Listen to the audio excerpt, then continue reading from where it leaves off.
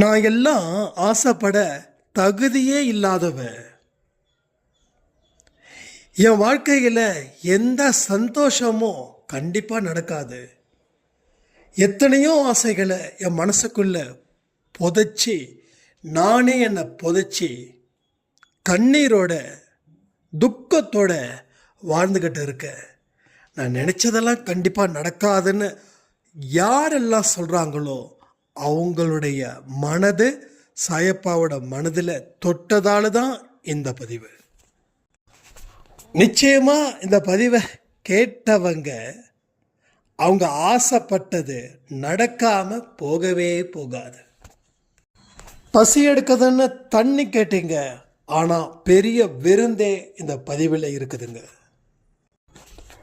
கல் நெஞ்ச உறவுகள் உங்ககிட்ட இருப்பாங்கல்ல, அவங்களே உங்கள் மேலே அன்பு செலுத்தி அழுது உங்களை பெருமைப்படுத்தக்கூடிய காலமும் இந்த பதிவில் உங்களுக்கு வந்து சேரும்.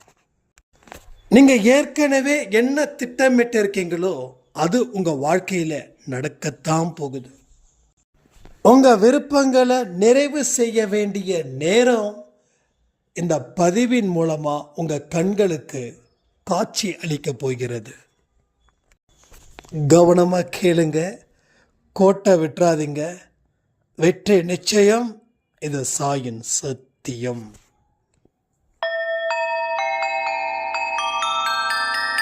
ஓம் சாயிரா சாயிரா, ஓம் சாயிரா சாயிரா, ஓம் சாயிரா சாயிரா, அன்பே சாயிரா, பேரன்பே சாயிரா, அகிலம் தளிக்க ஆத்மா விழிக்க அனுதினம் சாயிரா, எங்கள் அன்பே சாயிரா.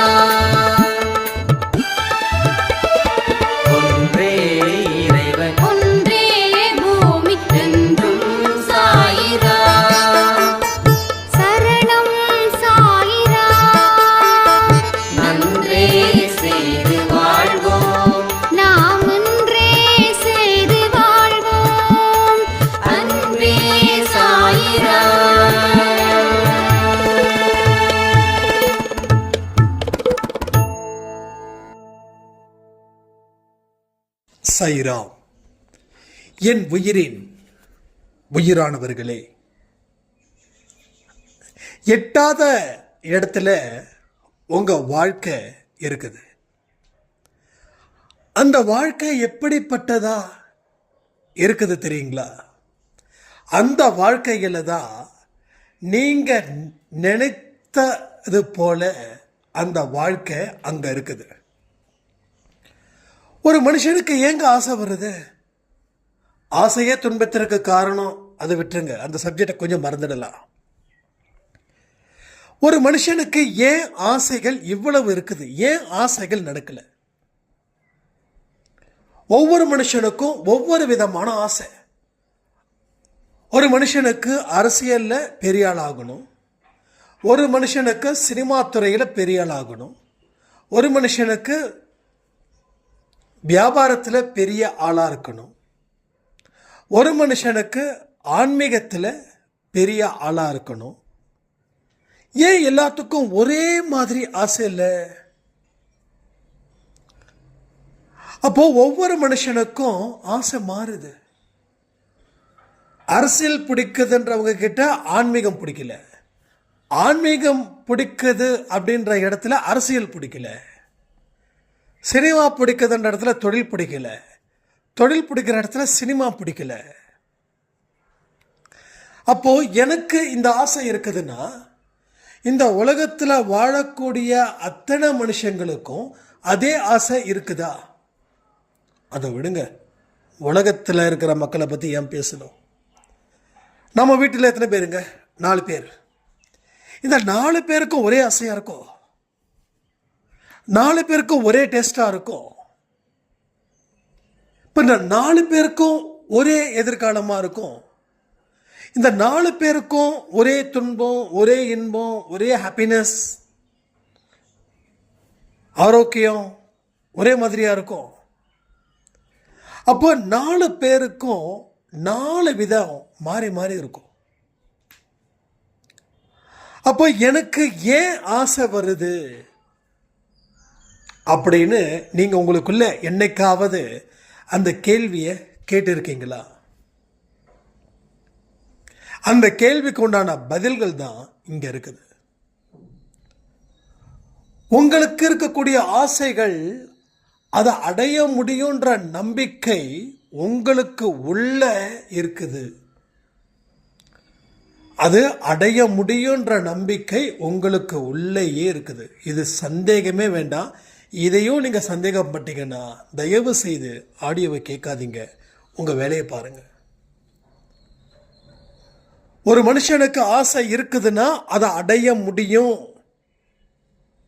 அதற்கு உண்டான அத்தனை தகுதியும் அவனுக்கு இருக்குது. அது நடக்கணும்னா அவன் போதுமான அறிவை பயன்படுத்தணும். அதை அடைய தகுதியை வளர்த்துக்கணும். அதை அடைவதற்கு உண்டான மனிதர்களை அவன் சம்பாதிக்கணும்.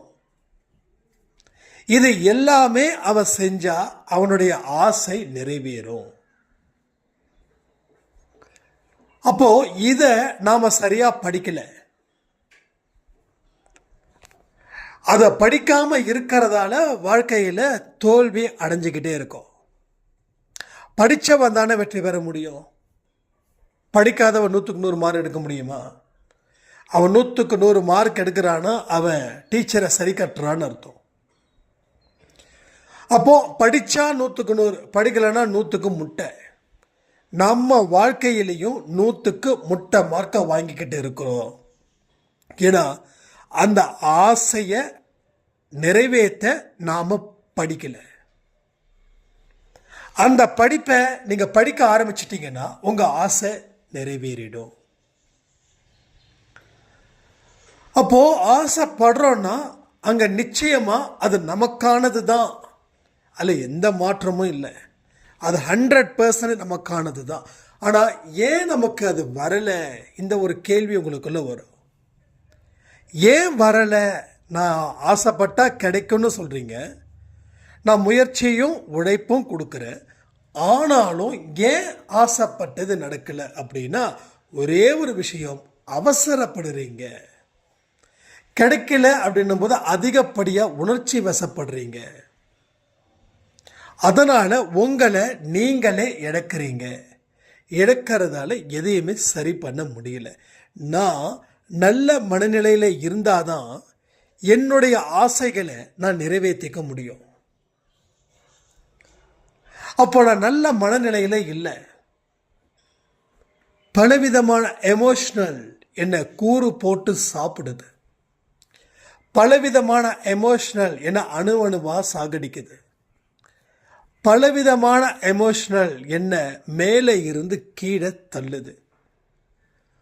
ஒரு மனுஷனுக்கு 10 எமோஷனல் இருக்குதுன்னா அந்த 10 பேர் அவனை அழிச்சுக்கிட்டு இருக்கிறாங்கன்னு அர்த்தம்.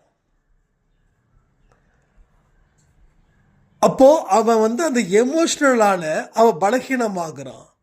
அவன் பலகீனம் அடைந்த உடனே அவனை அடித்து துரத்துகிறார்கள். மீண்டும் பிறக்கிறான். ஏன்னா அந்த ஆசை முடியல. திரும்பவும் பிறக்கிறான். திரும்பவும் அதற்காகவே ஏங்குறான். அதை அடையணும்னு நினைக்கிறான்.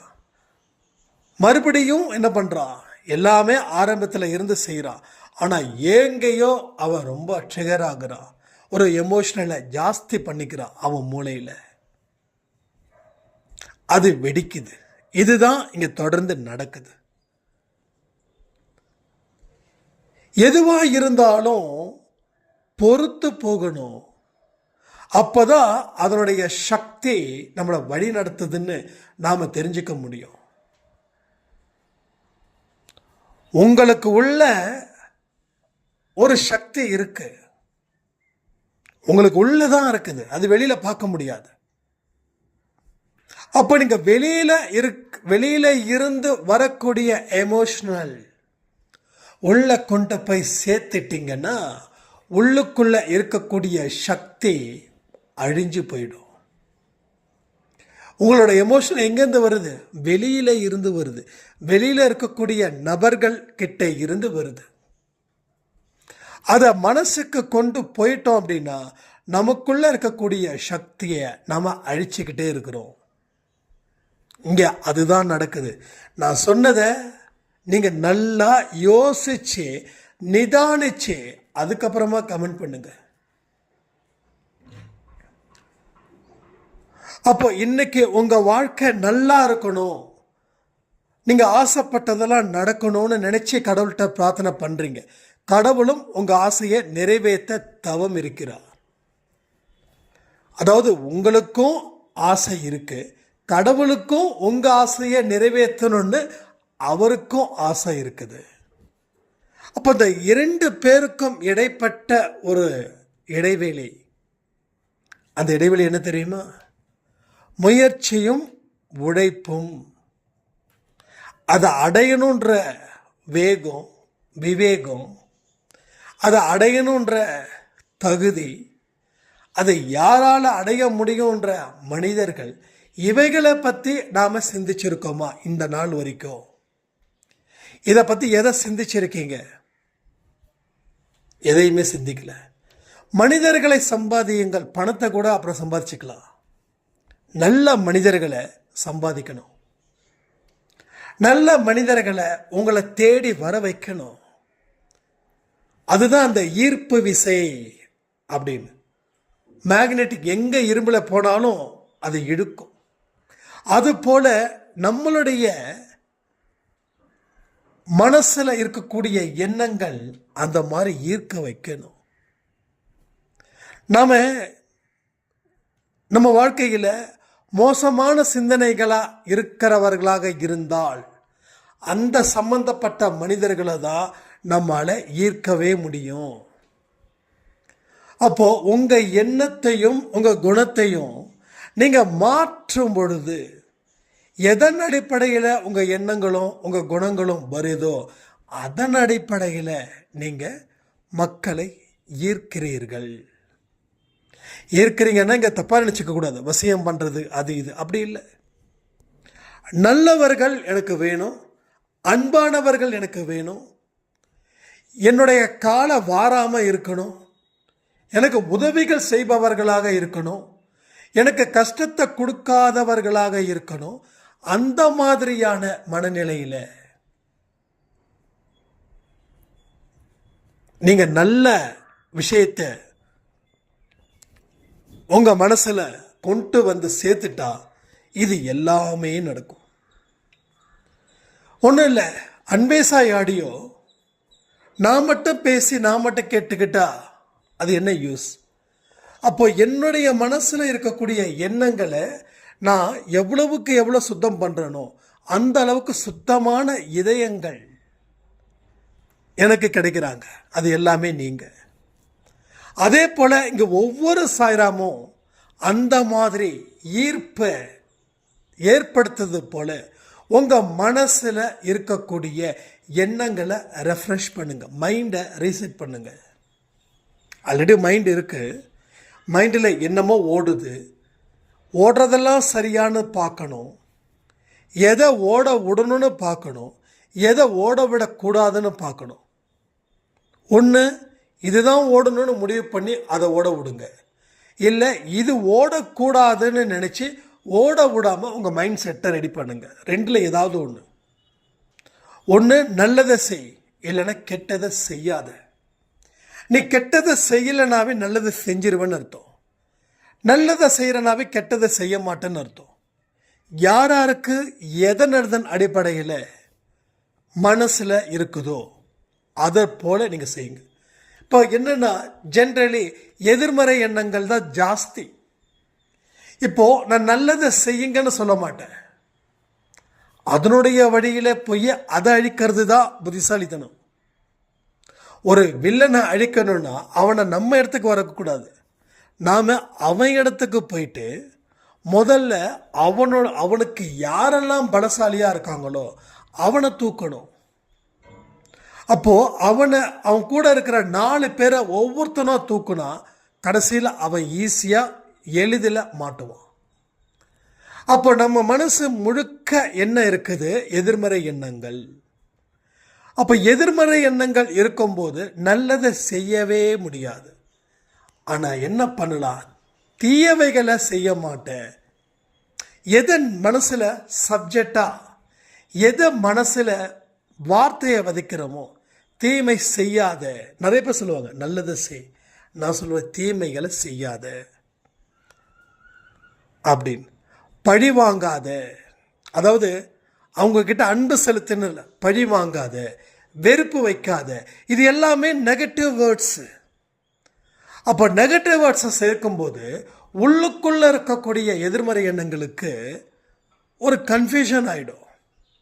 அது அமைதியாக இருக்கும். அது அமைதியாக இருக்கதான் அதனுடைய பலத்தை பலகீனமாக மாற்ற முடியும். இப்போ நீங்கள் 4 பேருக்கு நல்லது செய்கிறீங்கன்னு வச்சுக்கோங்களேன், உள்ளுக்குள்ள எதிர்மறை எண்ணங்கள் ஒரு பெரிய சக்தி வாய்ந்ததாக இருக்கும். இவன் நல்லதை செஞ்சால் நம்மளுடைய பவர் குறைஞ்சிடுமேன்னு சொல்லி நல்லதை செய்ய விடாது. ஆக நான் தீமை செய்ய மாட்டேன்னு சொல்லுங்க, அப்போ நல்லது பக்கம் போலல்ல, அவன் தீமை தானே செய்ய மாட்டான் அப்படின்னு உள்ளுக்குள்ளே இருக்கக்கூடிய எதிர்மறை எண்ணங்கள் கொண்ட ஒரு பெரிய உருவம் இருக்கு இல்லையா, அது நினைக்கும் அவன் நல்லது செய்யலை, அதனால் எனக்கு பிரச்சனை இல்லை. ஆனால் இங்கே நம்ம தீமை செய்யாமல் இருக்கிறோம், அது அப்படி நினைக்குது. அப்போ தீமை செய்யலைனாவே நல்லது செஞ்சுக்கிட்டு இருக்கணும்னு அர்த்தம். வாழைப்பழத்தில் ஊசி ஏற்றுறது போல் இங்கே நடக்கணும் ஒரு விஷயமும். அதான் சில பேர் சொல்லுவாங்க, நான் நிறைய நல்லது செய்யணும்னு நினைக்கிறேங்க, ஆனால் முடியலைங்கன்னு. நீ நல்லதே செய்யாத, தீமை செய்யாமல் இரு, அதில் இருந்து ஆரம்பி. அப்போ தான் அவன் எந்த இடத்துலையும் உன்னை தொல்லை பண்ண மாட்டான். நீ நல்லதை செய்ய ஆரம்பிச்சுன்னா அவன் தொல்லை பண்ணிவிடுவான். முதல்ல ஸ்டெப் பை ஸ்டெப்பாக நம்ம ஆரம்பிக்கணும். அப்படி ஆரம்பிக்க உள்ளுக்குள்ளே இருக்கிறவனுக்கு என்ன நடக்குதுன்னே தெரியாது. அவனுடைய ஒரு பலத்தையும் நம்ம அழிச்சிக்கிட்டே இருக்கோம். ஒரு தீமை செய்யாமல் இருக்க அந்த அசுரனை நாம் கொண்டுக்கிட்டே இருக்கோம். இப்படியும் கொல்லலாம், ஆனால் இப்படி கொல்றது தான் வழி, வேற வழியே கிடையாது. ஒரே வழி, அந்த வழி தான். அந்த வழியை தாண்டி எந்த வழியும் இல்லை. என் வாழ்க்கை வெளிச்சமாக இருக்கணும், நினைச்சதை நடக்கணும், ஆசைப்பட்டது நடக்கணும், ஆசைப்பட்டது நடந்து என் வாழ்க்கையை கொண்டாடணும், ஆனந்தமாக இருக்கணும். இது எல்லாமே உங்கள் மனசில் இருந்துச்சுன்னா இந்த பதிவில் இதுவரைக்கும் என்ன சொல்லியிருக்கோமோ அதை முழுமையாக செய்யுங்க. தீமைகள் செய்வதை விடுங்கள், வெறுப்பாக இருப்பதை விடுங்கள். மெல்ல மெல்ல அந்த அசுரனை கொன்றே ஆகணும். அவனை கொல்ல ஒரு வருஷத்தில் அவனோட டோட்டல் சகாப்தத்தையே அடிச்சிடலாம். ஒரு வருஷத்துக்குள்ளேயே உங்கள் வயசு, அவனுடைய வளர்ச்சி. நீங்கள் 20 வயசு அப்படின்னா அவனோட வளர்ச்சி 20 ஆண்டு.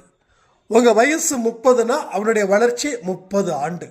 உங்கள் வயசு 60னா அவனுடைய வளர்ச்சி 60. உங்கள் வயசு என்னவோ அது அந்த அசுரனோட வளர்ச்சி. அப்போ 60 வயசு கொண்ட ஒரு அசுரனை ஒரு வருஷத்தில் அழிக்கிறதுன்றது சிறப்பா இல்லை சிறப்பு இல்லையா? சாதாரணமான விஷயமா இல்லை இட்ஸ் அ வெரி ஸ்பெஷல்? சக்தி வாய்ந்ததா இல்லை சக்தி இல்லாததா? கமெண்ட் பண்ணுங்க. அப்போ உங்கள் வயசில் இருக்கக்கூடிய அளவில் அவனுடைய அனுபவம், அதை ஒரே வருஷத்தில் நாம் அழிச்சிட்டா நாம் நினைச்ச ஆசைகளை அடைஞ்சிட முடியும். அப்போ எட்டாத இடத்துல இருக்கக்கூடிய வாழ்க்கை. உங்கள் வீட்டில் ஒன்றும் இல்லை, ஒரு ஸ்லாப் இருக்குன்னு வச்சுக்கோங்களேன். ஸ்லாபில் திங்ஸ் வச்சுருக்கீங்க. நீங்கள் இருக்கிறது 6 அடி, உங்கள் ஸ்லாபோ ஒரு 10 அடி 12 அடியில் இருக்குது. அப்போ என்ன பண்ணுவீங்க? எட்டாத உயரத்தில் இருக்குது, அதனால் எனக்கு முக்கியமான பொருள் அது அப்படின்னு சொல்லி எடுக்காமல் விட்டுருவோமா? இல்லை அதை எடுக்க என்னென்ன முயற்சிகள் செய்யணுமோ அந்த முயற்சிகளை செய்து அதனோட உழைப்பையும் பயன்படுத்தி அதை எடுப்போமா? அப்போது ஆமாம், அது நான் இருக்கிறது 5 அடி, 5 அடி வச்சுக்கலாம், 5 அடி, ஸ்லாப் இருக்கிறது 10 அடி, இன்னும் 5 அடிக்கு ஏதாவது ஒன்று தேவைப்படுது. அது கேணியாக இருக்கலாம், இல்லை ஸ்டூலாக இருக்கலாம், இல்லை வேறு பேரலாக இருக்கலாம், ஏதாவது ஒன்று இருக்கலாம். அதை எடுத்துகிட்டு வந்து என்ன பண்ணுவோம், அதை போட்டு அது மேலே ஏறி நின்று அந்த பொருளை எடுப்போம். அப்போது நீங்கள் முயற்சி பண்ணுறீங்க, என்னது சிந்திக்கிறீங்க, இந்த அடியில் என்னால் எடுக்க முடியாது. அப்போது அதற்கு ஒரு உபகரணம் தேவைப்படுது, ஒரு இன்ஸ்ட்ருமெண்ட் தேவைப்படுது. அதற்கு எந்த இன்ஸ்ட்ருமெண்ட் தேவைப்படுது, அதில் ஏறி நின்று எடுக்கலாம். இதுதான் சிந்திக்கிறது, செயல்படுறது, முயற்சி செய்கிறது, உழைக்கிறது, வெற்றி பெறுவது. அப்போது நீங்கள் என்ன தான் அந்த உபகரணம் போடாமல் அது எடுக்கவே முடியாது. நீங்கள் நினைக்கிறீங்க நல்லா எக்கி எடுக்கலாம் அப்படின்னு. ஆனால் உங்களுக்கு அந்த இடத்துல அறிவு அப்படின்றது இல்லாமல் இருக்கிறதால எக்கி எடுக்கலான்னு முயற்சி பண்ணிக்கிட்டே இருக்கீங்க. நீங்கள் எக்க என்ன ஆகும், எக்கிறது தெரியும் இல்லையா? அப்போ என்ன ஆகும், கீழே இருக்கக்கூடிய காலில் இருக்கக்கூடிய 5 விரல்களும் பலகீனமாகுமா? ரெண்டாவது, அந்த பின்னாடி இருக்கக்கூடிய கால், தொடை எல்லாமே ஒரு மாதிரி வலி எடுக்க ஆரம்பிச்சிருமா? ஏன்னா நீங்கள் அந்த பொருளை எடுக்கிற வரைக்கும் எக்கிக்கிட்டே இருக்கீங்க. அப்போ அந்த எக்கிக்கிட்டே இருக்கும்போது கை, கால், உடம்பு வலி எல்லாம் வலியாகுது, மைண்டு ஸ்ட்ரெஸ் ஆகுது. இது வந்து உதாரணத்துக்கு சொல்கிறேன். மைண்ட் அளவில் ஸ்ட்ரெஸ் ஆகுது, உடலும் பலகீனமாகுது, மைண்டும் பலகீனமாகுது. 2 பலகீனான ஒரு நடைப்பிணமாக வாழ்ந்துக்கிட்டு இருக்கோம். அப்போ இது என்ன பண்ணணும், இதை எக்குனாலும் முடியாது, எக்கணும் முயற்சி பண்ணோம், முடியல. அப்போ இது சரியான வழி இல்லை.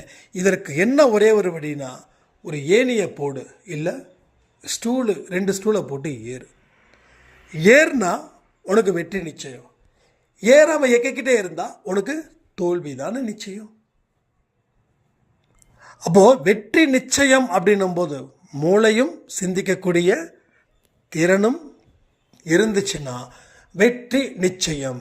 இல்லைன்னா ஒன்றுமே இல்லை. இந்த விஷயத்தை செய்கிறதால நமக்கு வராதுன்னு நினைச்சும் இன்னும் சில பேர் அதையே செஞ்சுக்கிட்டே இருக்கீங்க. இதுதான் உங்கள் வாழ்க்கையில் மிகப்பெரிய சவாலாக இருக்கிறது எதிர்காலத்தில். அதனால தான் நம்ம என்ன பண்ணுறோம், நிகழ்காலத்தில் வாட பயப்படுறோம். கடந்த காலத்தில் இப்படிப்பட்ட சம்பவங்கள் நடந்துருச்சே, கடந்த காலத்தில் இவ்வளவு கண்ணீர் நான் விட்டேனே, இனி என் வாழ்க்கை என்ன ஆகும் ஏதாகும் தெரியலையே அப்படின்னு. இப்போ சொல்கிறேனே, கடந்த காலத்தில் அந்த பொருளை எடுக்க முயற்சி செஞ்சீங்க, ஆனால் அது தேவையில்லாத முயற்சி. உழைச்சிங்க, அதுவும் தேவையில்லாத உழைப்பு.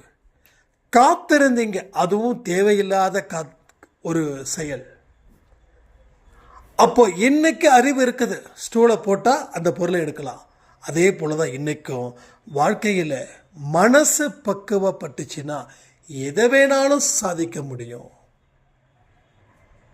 சொல்லக்கூடிய விஷயங்களை மனப்பூர்வமாக கேட்டு அதில் இருந்து என்னென்ன விஷயத்தை எடுக்கிறீங்களோ, சிந்திக்கிறீங்களோ, முயற்சி செய்கிறீங்களோ, உழைக்கிறீங்களோ, அத்தனையும் உங்கள் வாழ்க்கைக்கு நல்லதாகவே மாறும். நாம் நேற்று இரவு ஜெர்மனியில் இருக்கக்கூடிய ஒரு சாய்ராமை பற்றி சொல்லியிருந்தோம் இல்லையா? அந்த அம்மா வந்து காலையில் ஆடியோ கொடுத்துருந்தாங்க.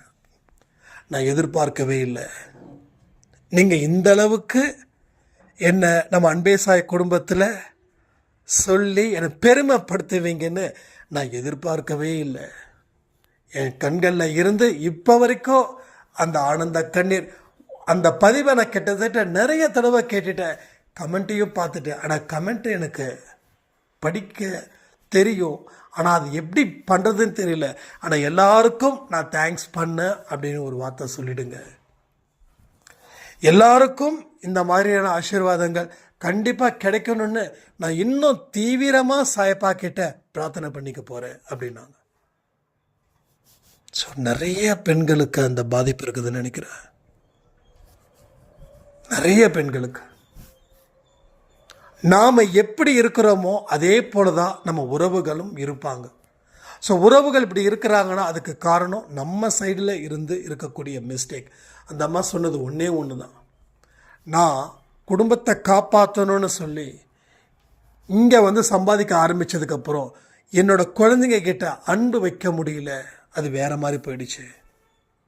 வேற வழி இல்லை. இன்னைக்கு என்னோட குழந்தைங்கள அவங்க இன்னைக்கு சொன்னது அதெல்லாம். இன்னைக்கு என்னோட குழந்தைங்கள படிக்க வச்சிருக்க அப்படின்னா நான் இங்கே வேலை செஞ்சதால தான்.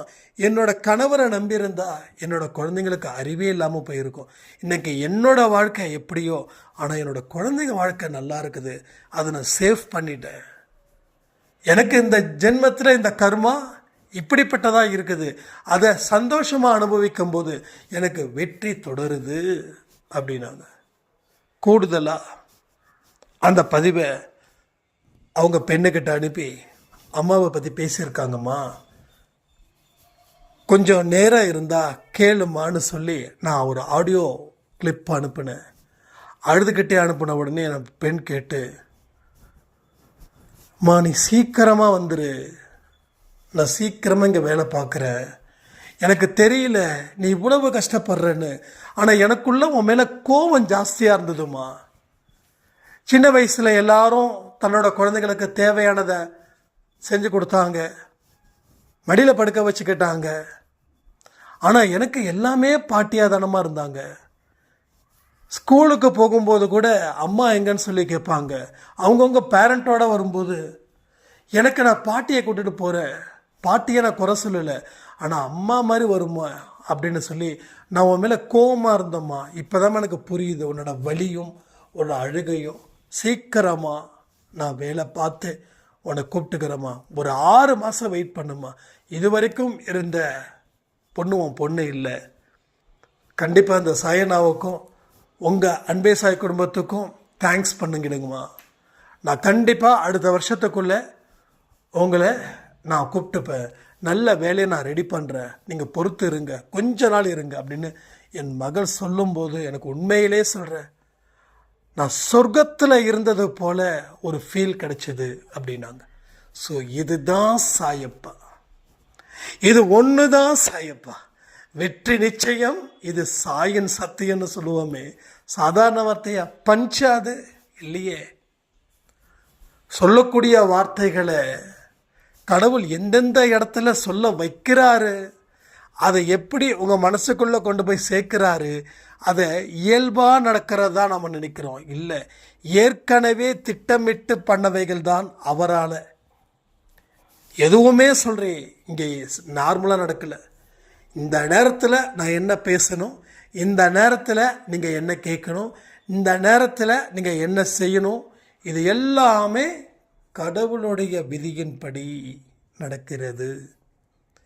இதை புரிஞ்சுக்கிட்டவங்களுக்கு மயக்கம் இல்லை, புரியாதவங்களுக்கு காலம் பூரா மயக்கம்னு சொல்லி இந்த பதிவை நான் முடிக்கிறேன்.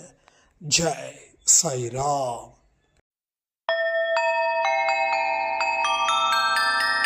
ஓம் சாயிரா.